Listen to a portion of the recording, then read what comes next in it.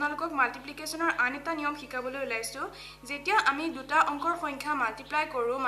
কৰিলে যদি লাষ্টৰ সংখ্যাটো 1 থাকে তেতিয়া হলে তাক কৰাৰ এটা অতি সহজ উপায় দেখাবলৈ ওলাইছো গতিকে ইয়াৰ কাৰণে চাওক প্ৰথমতে আমি 51 * 31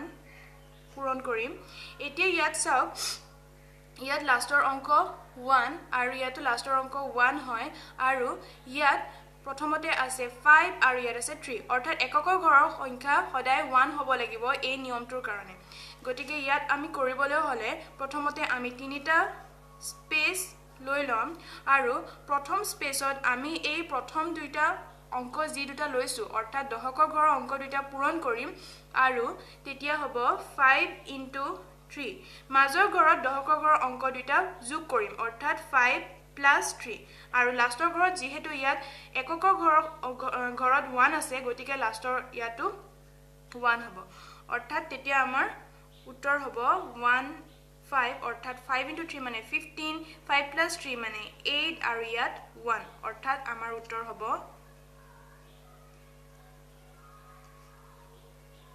আমাৰ উত্তৰ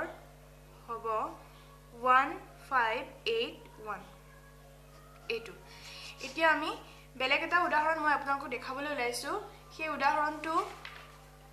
হৈছে 81 * 71 ইয়াতো একে শেষত অৰ্থাৎ এককৰ ঘৰত 1 আছে আৰু দশকৰ ঘৰত ইয়াত আছে 8 আৰু ইয়াত আছে 7 গতিকে ইয়াতো একে আমি কৰিব লাগিব প্ৰথমতে আমি কৰিম 8 * 7 মাজৰ ঘৰত কৰিম 8 + 7 আৰু লাষ্টৰ ঘৰত থাকিব 1 অৰ্থাৎ 8 * 7 মানে 56 8 + 7 মানে হৈছে 15 আৰু ইয়াত হৈছে 1 এতিয়া ইয়াত মাজৰ যোনটো অংক হ'ব মাজৰ সংখ্যাটোৰ সদায় এটা অংকৰ সংখ্যা হ'ব লাগিব ইয়াত দুটা অংকৰ সংখ্যা আছে গতিকে ইয়াৰ যোনটো 1 হ'ব এই 1 টো উকলি ইয়াৰ লগত যোগ হ'ব অৰ্থাৎ 56 + 1 56 + 1 মানে 57 আৰু ইয়াত থাকিব 5 ইয়াত থাকিব 1 অৰ্থাৎ আমাৰ উত্তৰ হ'ব 5751 এইটো আমাৰ উত্তৰ ঠিক সেইদৰে বেলেগ এটা দেখাইছো হেতু হল 91 * 41 ইয়াটো একেই প্ৰথমতে আমি কৰিম ইয়াত 9 * 4 কাৰণ ইয়াত একে কাখৰ ফালে 9 আৰু 4 আছে 9 * 4 তাৰ পিছত ইয়াত মাজত হ'ব 9 + 4 আৰু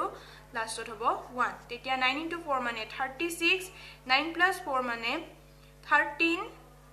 আৰু ইয়াত 1 ইয়াৰ 1 টো আকৌ উকলি ইয়াৰ লগত যোগ হ'ব অৰ্থাৎ 36 + 1 মানে 37 ইয়াত থাকিব 3 ইয়াত থাকিব 1 অৰ্থাৎ আমাৰ উত্তৰ হ'ব 3731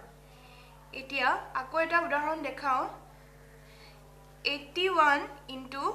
91 এইটো চাওক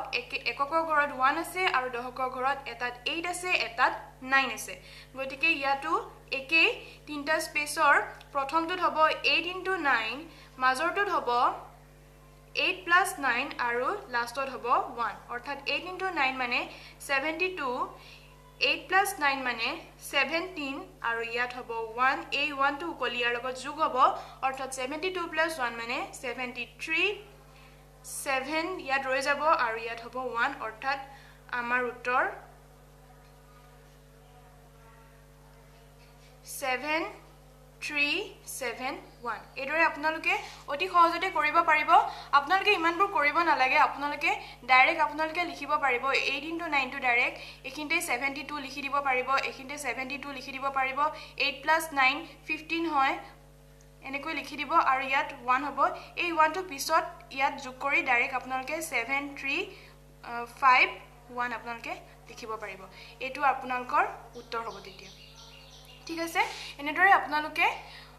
যেতিয়া একে শেষত 1 থাকিলে আপোনালোকে অতি সহজে কম সময়তে পূৰণ কৰিব পাৰিব তাৰ কাৰণে আপোনালোকে দুখাৰি কৰি থাকিব নালাগে আৰু তাক আকৌ পূৰণ যোগ কৰি থাকিব নালাগে আপোনালোকে ডাইৰেক্ট এখাৰিতে আপোনালোকে কৰিব পাৰিব গতিকে এনেদৰে আপোনালোকে যত্ন কৰক আৰু যদি মোৰ ভিডিওটো ভাল পাইছে তেতিয়া হলে লাইক কৰক সাবস্ক্ৰাইব কৰক থ্যাংক ইউ